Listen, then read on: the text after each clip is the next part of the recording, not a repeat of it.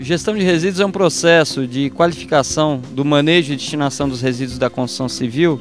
Ela é originária da necessidade de se minimizar impactos ambientais decorrentes da disposição desses resíduos no ambiente urbano. Esse processo se origina a partir da edição da Resolução CONAMA 307, que estabelece a disciplina para manejo e destinação de resíduos da construção civil no Brasil inteiro. Aprovada em julho de 2002, essa legislação acompanhou a tendência mundial de preservação do meio ambiente e trouxe o tema da sustentabilidade para a pauta do dia das empresas da construção civil. Nós temos trabalhado com a FDE há alguns anos e a questão de resíduos tem sido um pouco discutida de uns anos para cá e agora finalmente colocada em prática. Um membro da nossa equipe já havia participado de um curso de gestão de resíduos na construção civil e nós já estávamos tentando elaborar um plano para a empresa, um pouco mais caseiro, mas nessa direção, quando a FDE nos comunicou a intenção de executar esse projeto. Então houve uma fusão, aí, uma junção de ideias nesse sentido. Em 2005, a Fundação para o Desenvolvimento da Educação lançou a proposta de gestão ambiental de resíduos em construções escolares, que foi elaborado em parceria com as empresas IET e Obra Limpa. Como protagonista do processo, uma instituição como a Fundação, que atua em todo o estado de São Paulo e com mais de 5.000 unidades educacionais, traz para o canteiro de obras, para o dia a dia, ações que minimizam o impacto ambiental das suas construções. Eu acho que o papel do FDE nesse processo é fundamental. O projeto piloto foi implantado por duas construtoras. A Massafera trabalhou na obra da Escola Estadual Jardim Santa Emília, em Guarulhos, e a Lopes Calil na construção da Escola Estadual Parque Dourado 5, em Ferraz de Vasconcelos. O ponto de partida dessa implantação foi a elaboração de um projeto de gerenciamento de resíduos, em que se fez a caracterização dos resíduos, com estimativa da geração desses resíduos ao longo do tempo, a definição de uma logística para acondicionamento diferenciado desses resíduos e da destinação qualificada desses resíduos também, para que atendesse a condição de compromisso ambiental em sua destinação. Isso chegou para a gente num papel, num projeto, a gente olhava aquilo meio que vamos tentar fazer isso dar certo. Em seguida, esse projeto foi implementado, tomando como ponto de partida o arranjo físico do canteiro, a adoção de uma nova forma de se organizar o canteiro de obra e o treinamento ou capacitação dos operários. A partir do projeto, elaborado, com o projeto em mãos, nós fomos gerando recursos e também espaço dentro do canteiro para que pudéssemos fazer todas as etapas desse projeto. O gerenciamento de resíduos transpassa todas as ações e tomadas de decisão, desde a fase de planejamento até a implantação do canteiro e durante toda a construção. Dessa forma, ainda antes do início da obra, é necessário especificar os materiais e insumos a serem utilizados e estimar a geração dos respectivos resíduos. Para se ter uma ideia, há estudos que demonstram que uma obra normal gera em torno de 100 a 120 kg de resíduos por metro quadrado de construção. De acordo com a Resolução 307 do CONAMA, são resíduos da construção civil aqueles gerados a partir de solos, tijolos, concreto, metais, resinas, colas, tintas, madeiras, argamassa, gesso, telhas, vidros, plásticos, entre outros. É comum nós observarmos no ambiente urbano a disposição irregular de resíduos de construção civil. Por vezes em lotes vagos, áreas protegidas, áreas de manancial, baixos de viadutos ou mesmo em via pública. Por isso, ainda no planejamento da gestão, deve-se identificar alternativas de reutilização desses resíduos na própria obra e reconhecer as possibilidades existentes nas cidades para sua destinação.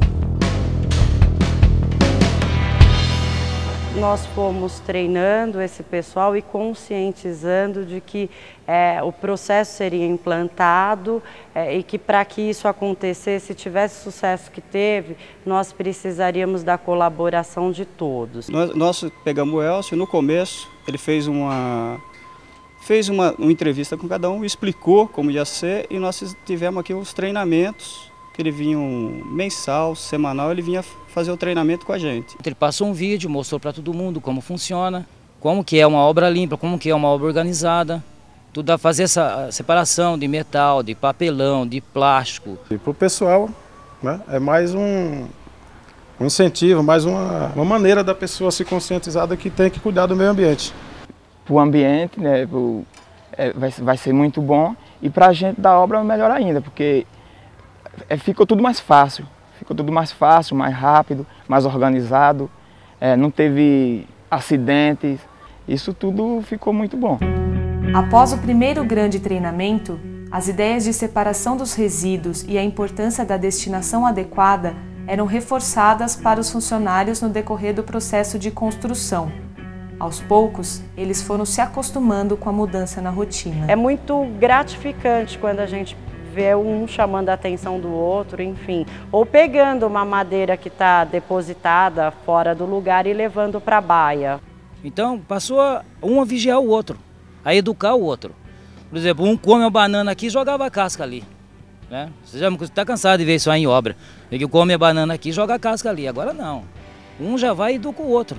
A gente sai, pega um e fala, ó, aqui é o local do lixo, do plástico, aqui é o local do papel. A madeira a gente tem que separar, o ferro, tudo, né? O receio de que o novo projeto pudesse gerar custos muito elevados para as construtoras ocasionou uma certa resistência por parte dos empresários no início da implementação. Porém, eles perceberam que os gastos não foram tão significativos. Custos existem.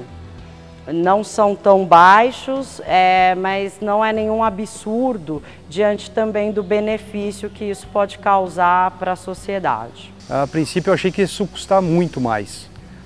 E o custo foi menor do que o esperado. Quando você reduz a geração de resíduos, mesmo você tendo por unidade um preço maior, você consegue equalizar essa conta. E eu acho que o ganho é muito grande. O canteiro das obras com separação de resíduos não pode ficar mudando de lugar, permanecendo fixo desde o início da construção. Por conta disso, dependendo do tamanho do terreno, o canteiro fica limitado. É necessário um novo arranjo físico para o canteiro, considerando a necessidade de se fazer o acondicionamento de maneira diferenciada. Já desde o início da obra já foi implantado isso. Então começa a obra, mas junto com a organização. No nosso caso, o canteiro precisou ser muito restrito. O acesso era difícil, às vezes até diminuiu, até o uso de caçambas, precisava de alta rotatividade, não podia estacionar 2, 3 para tentar diminuir custo. Após serem estabelecidas as dimensões do canteiro, é necessário preparar os espaços onde serão depositados cada um dos resíduos da construção civil, de acordo com sua especificidade. O acondicionamento é feito em bombonas, que são tambores de 50 litros revestidos com sacos de ráfia, em baias, big bags, que são uma espécie de sacola de 1 metro cúbico, ou ainda em caçambas estacionárias.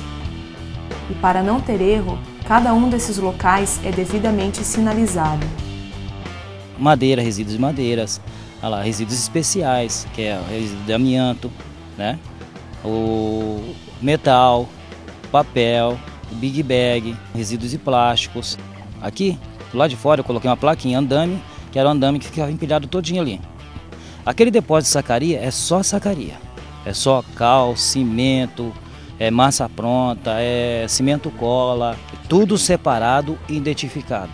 Ele tem a parte certa de você fazer, de você estocar ele, né? Que seria, no caso, por exemplo, 10 centímetros do chão, 10 centímetros longe da parede, tudo direitinho para não pegar a umidade. Então não adianta, por exemplo, eu separar o plástico, separar o papel e armazenar o papel num lugar onde cai a chuva. A mesma coisa a questão do gesso. De nada adianta eu separar se eu colocar ele numa baia aberta ou colocar ele diretamente em contato com o solo. Ele está separado, ele vai ter um destino final adequado, porém, se ele for molhado, ele vai contaminar o solo. Se você coloca todo esse resíduo dentro de uma caçamba estacionária e destina de maneira não diferenciada para uma única área, muito provavelmente a possibilidade de valorização desses resíduos vai ser muito baixa. As preocupações da FDE não se limitam ao treinamento dos funcionários, nem à organização do canteiro de obras, mas para alcançar a sustentabilidade nas construções escolares, há uma atenção destinada à origem dos materiais.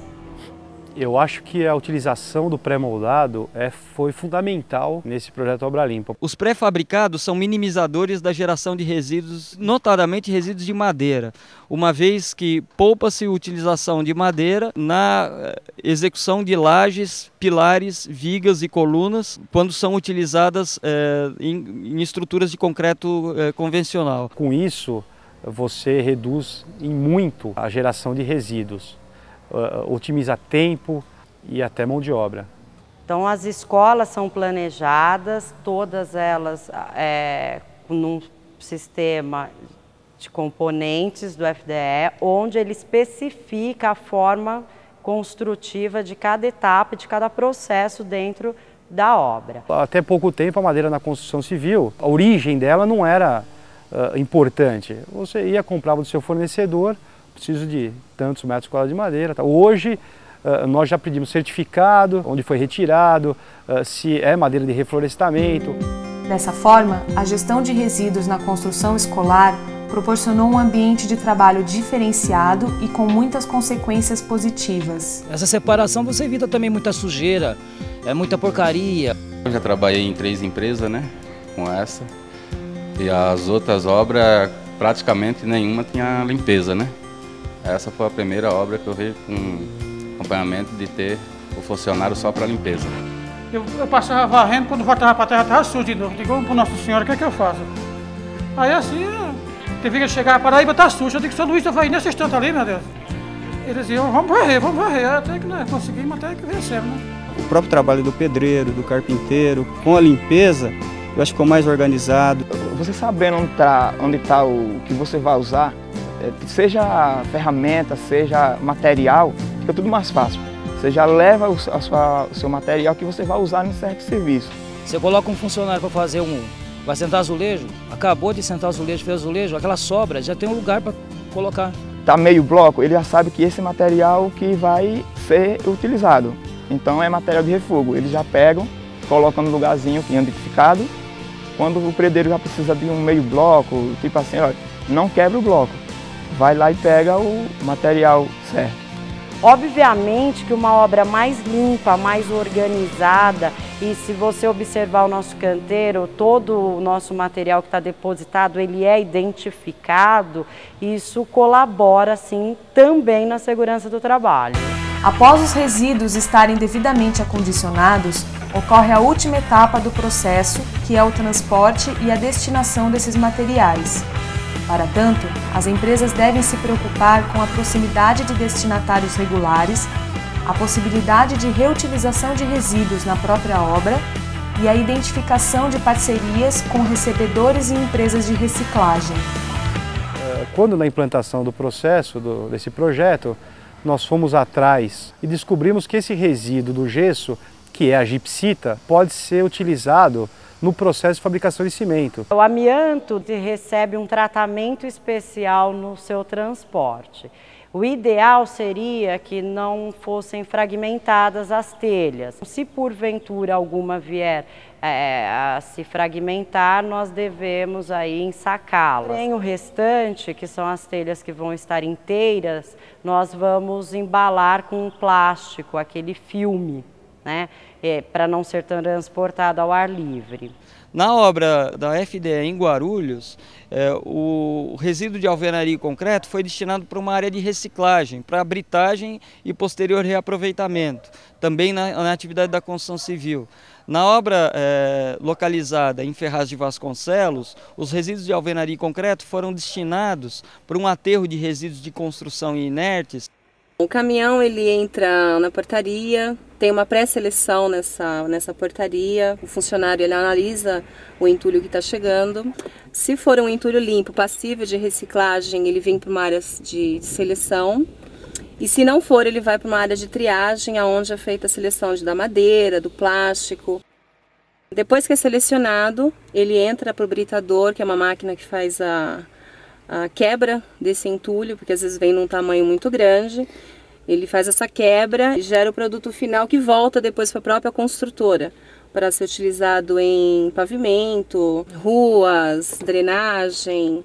As consequências foram positivas para a FDE, para as construtoras, para os funcionários e também alcançou toda a comunidade envolvida direta ou indiretamente no processo de gestão ambiental de resíduos da construção escolar. Tomando como ponto de partida o olhar da construtora sobre o mercado em que ela atua, isso tem uma dimensão também multiplicadora, uma vez que ela pode oferecer essa iniciativa como um diferencial da sua imagem no mercado de atuação. A empresa que eles trabalham também tem esse tipo de valor e isso começa a formar um sentido de grupo. Como também dos próprios operários, pensando no dia a dia deles e na necessidade que eles têm de se requalificar. E isso começa a contagiar, outras obras já querem ter o mesmo processo, né? Então eu acho que isso envolve a empresa, envolve a família, envolve todos nós. O projeto piloto foi aprovado por todos os envolvidos na construção das escolas. Para eles, a gestão ambiental de resíduos deve ser realizada em todas as obras futuras.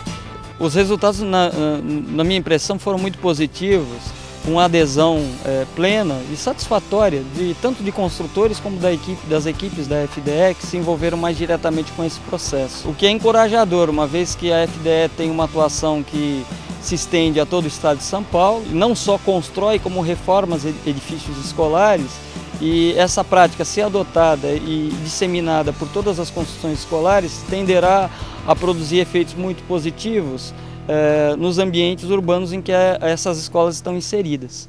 Eu acho que a FDE, quando ela assume essa posição de vanguarda, ela está atendendo esse chamamento mundial. Hoje é muito importante que todo profissional tenha essa consciência ambiental.